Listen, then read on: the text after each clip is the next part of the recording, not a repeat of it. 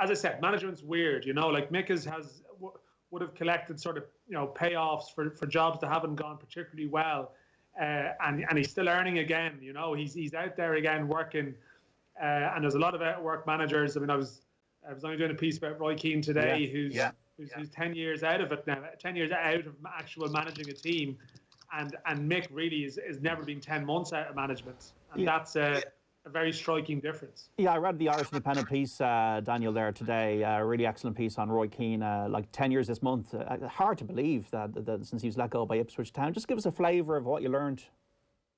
Well, I mean, listen, Damien Delaney's on the line there who helped me. And we wanted you to set it up, Dan. To be honest, I had the idea, and I mentioned it in the piece. I took a screen grab of like the BBC teams and the score, and it did read something, Ipswich 0, Nottingham Forest 1, Delaney OG 45, and I was like, right, I'll send this today and see if you know the significance of the game. And he knew it straight away. But it is sort of, I mean, listen, we all write about, anniversaries and stuff like that, but that one really surprised me that it actually is like 10 years since he's managed. I know he's been an assistant.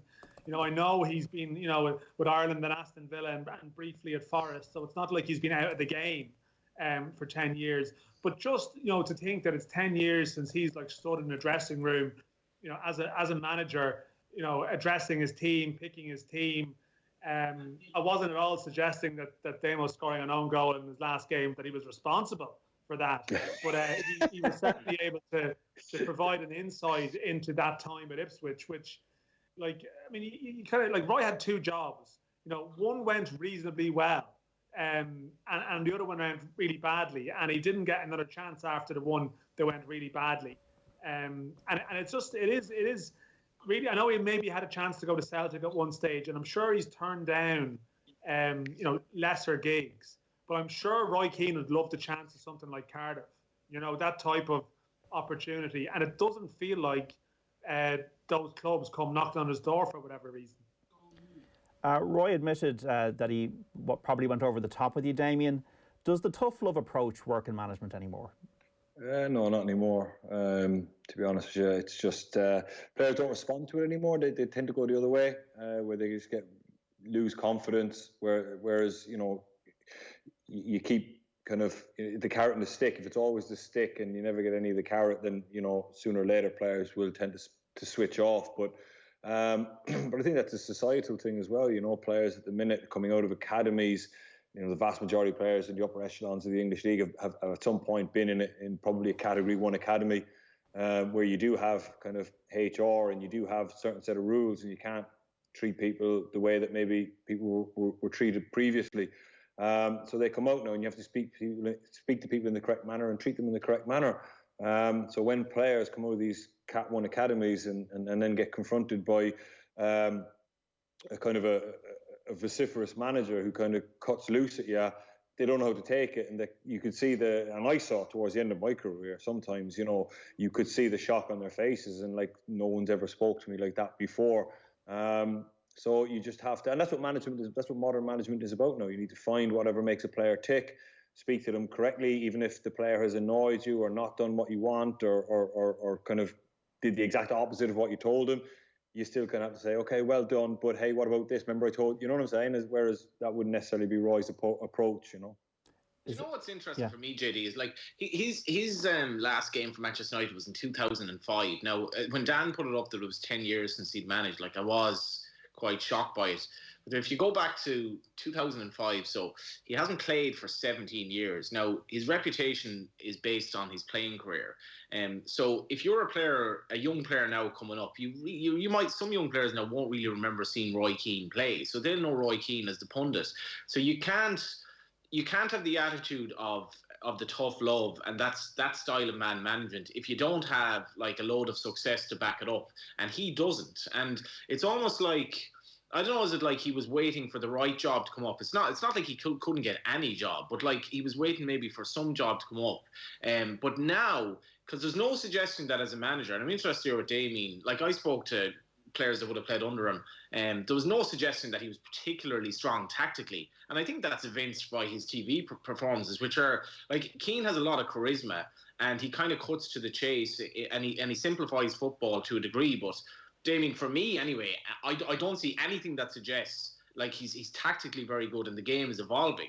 So if his man management is basically anachronistic and he doesn't have any tactical awareness per se versus the next manager, what does he actually have to offer to a young player now we might never have seen him play? I think even if you haven't seen him play, you still respect that the man has an aura, has a huge aura about him. And when he walks in a room, you know, even if your back is turned to the door, you feel him walk in the room. He has that type of presence about him, you know. And even, as I say, even if you haven't seen him play, you still would respect his reputation and what he stood for as a player, because he was once in a generation type of player. He was unbelievable.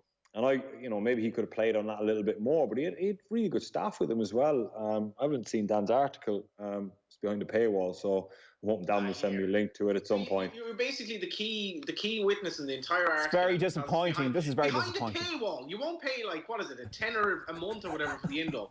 This is a shambles. This is what's wrong. This is the problem that journalism has nowadays. An ex-Premier League footballer won't pay a tenner a month to subscribe to the Indo, and he's in the bloody article. But I'm not going to pay €10 to read an article that I'll copy and paste it and send it on to you. Absolutely. That's going to screenshot onto it, and I'll read. Well, I mean, to include one or two lines of what Damo said, and what I found was most interesting, that, like you mentioned, that when he was you heard from other players, I suppose, that at Sunderland he wasn't necessarily around as much. He was that sort of elusive figure. And you've heard these stories. It was almost like a Brian Clough thing, that like he might only be there on a Friday and then for the Saturday for the match. But that actually maybe one of his issues at Ipswich was he threw himself into it full tilt, which is like admirable really in a way.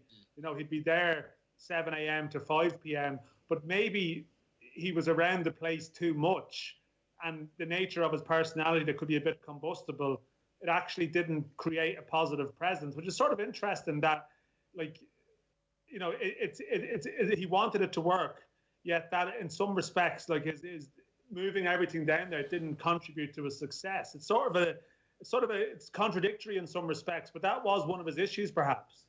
Yeah, I mean, and that was my main point to Dan, really, you know, was that when I spoke to some of the Irish lads that had him at Sunderland, they did say that to me. They said that, like, you know, he I won't say he was never there, but he after a game on Saturday, he'd go his own way, and he might not see the players again till Thursday or sometimes Friday, or on a couple of occasions I was told that, you know, he wouldn't show up until the game on a Saturday.